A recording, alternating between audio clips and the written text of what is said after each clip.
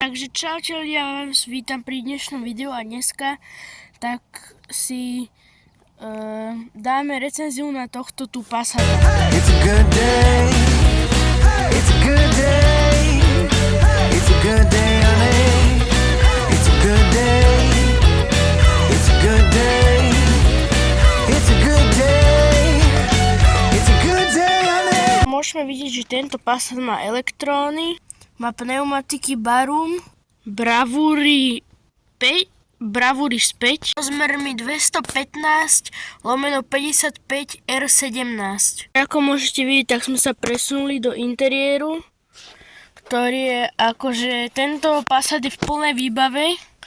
Má automatickú 7-stupňovú prevodovku, budíky má v podstate také normálne budíky má tu takéto hodiny a má ešte aj takýto kožený volant. A myslím si, že tento interiér je akože fakt, že je luxusný, akože nie je to také luxus jak Mercedes, ale vidieť, že to je v plnej výbave. A dokonca, keď si takto dám dole túto zastierku, tak túto to má svetelko, pozerajte.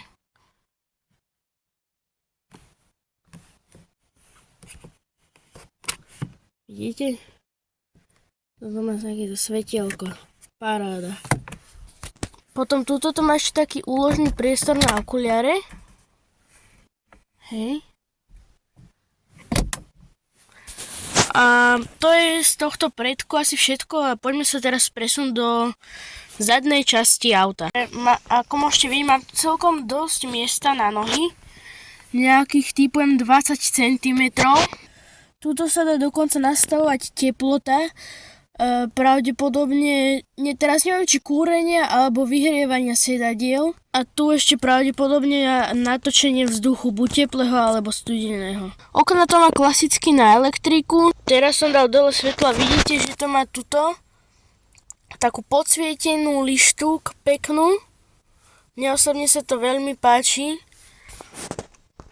A sedačky vyzerajú nejak takto. Teraz som zabudol, jak sa volá tento šedý materiál. Ale je to niečo medzi kožou a látkou, by som povedal. Ale neviem, jak sa volá ten materiál.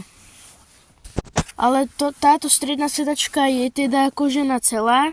S tým, že keď sa takto otočíme a chytíme to za toto pútko a potiahneme, tak sa tu nachádzajú cup holdery a opieratko na ruky zároveň. A ešte čo tu také je? No má to tento... bože, jak sa to volá toto teraz? To istenie na tie sedačky, jak sa to volá? Neviem, zabudol som. Ale... teraz sa presuňme do kufru.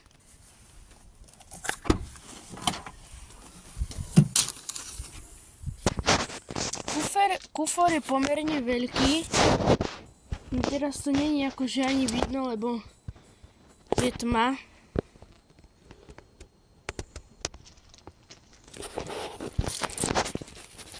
A strašne zle sa natáča v tme, ale už to trocha zaostrilo.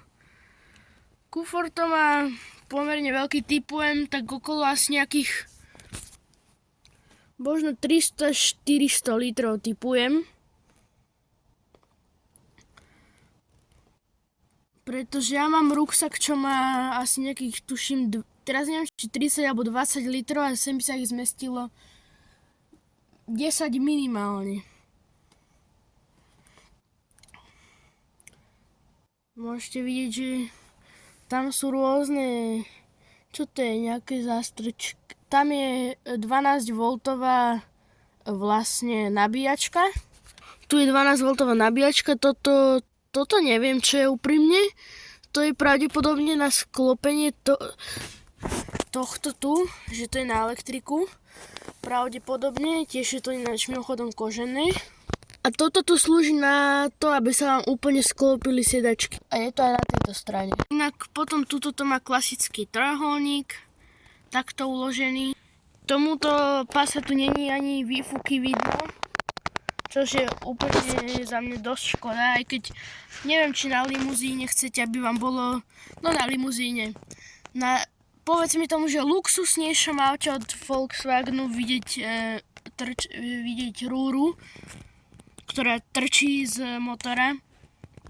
Ale tak mi osobne by sa to zase páčilo. Ešte ste si mohli všimnúť, že vlastne na prednej maske, tak pod týmto svetlom, tak vlastne tuto je ešte ďalšie svetlo.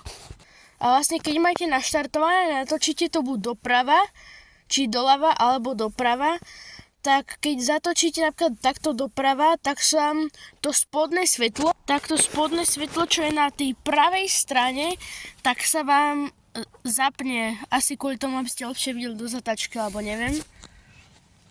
No. A ešte má to docela dosť chromových prvkov, napríklad tieto tu chromové lišty.